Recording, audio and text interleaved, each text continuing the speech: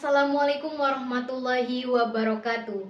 Hamdan wa syukron lillah. Assalatu wassalamu ala rasulillah, amma ba'du.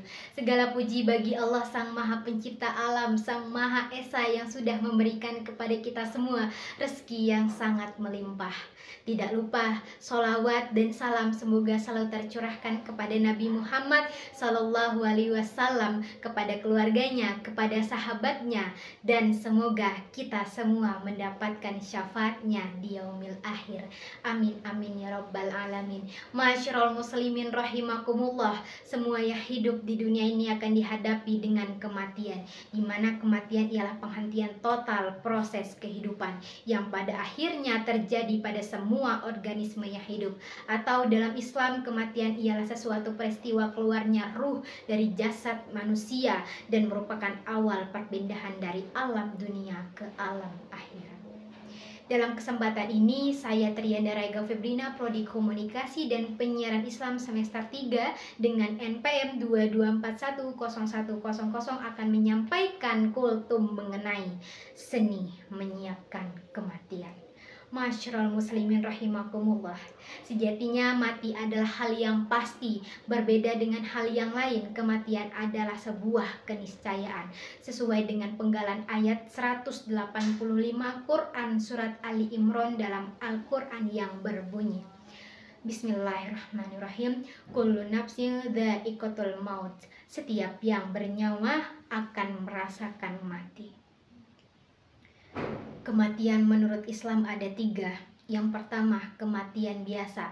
Kematian ini terjadi karena berakhirnya umur yang ditentukan, dan ini dihadapi oleh setiap manusia. Yang kedua, kematian syahid. Kematian ini terjadi saat gugur dalam perang atau perjuangan membela agama Islam. Syahid dibagi menjadi 3. Yang pertama, syahid dunia. Yang kedua, syahid akhirat. Dan yang ketiga, syahid dunia akhirat. Yang terakhir, kematian dalam keadaan husnul khotimah. Kematian ini terjadi saat seseorang berada dalam kondisi baik dengan iman yang kokoh. Untuk bisa mendapatkan kematian dalam keadaan yang baik seperti kematian syahid dan kematian husnul khotimah, sebenarnya keadaan kita mati nantinya tidak bisa kita perkirakan seperti apa. Namun dengan amal yang baik dan selalu berdoa kepada Allah Subhanahu wa Ta'ala untuk meminta dimatikan dalam keadaan yang baik, insya Allah Allah akan mengabulkannya. Ada sebuah amalan doa untuk meminta dimatikan dalam keadaan yang baik, yakni Allahumma inna ashaluka husnul khotimah. Namun di antara umat manusia banyak luput akan hal ini, merasa aman dan nyaman jika kematian tak akan dalam waktu dekat. Akibatnya mereka sering lalai dengan beribadah dan tak jarang justru melakukan hal-hal yang dilarang oleh Allah Subhanahu wa Ta'ala, seperti mabuk-mabukan, makan makanan yang haram, berzina, bahkan seperti yang sedang tren sekarang, yaitu bunuh diri. Ini merupakan sebuah fenomena akhir zaman yang sangat tidak disukai atau dilarang oleh Allah Subhanahu wa Ta'ala. Padahal mengingat mati adalah ciri orang yang cerdas, sementara yang abai dengan kematian disebut Rasulullah sebagai manusia yang lemah. Orang cerdas adalah orang yang rendah diri dan beramal untuk kehidupan setelah kematian, dan orang lemah adalah orang yang mengikuti dirinya pada hawa nafsu dan berangan-angan atas Allah. Hadis riwayat Al-Tirmizi, Ibnu Majah dan lainnya. Lantas, apa yang bisa kita lakukan dalam menyiapkan kematian selain mengingatnya?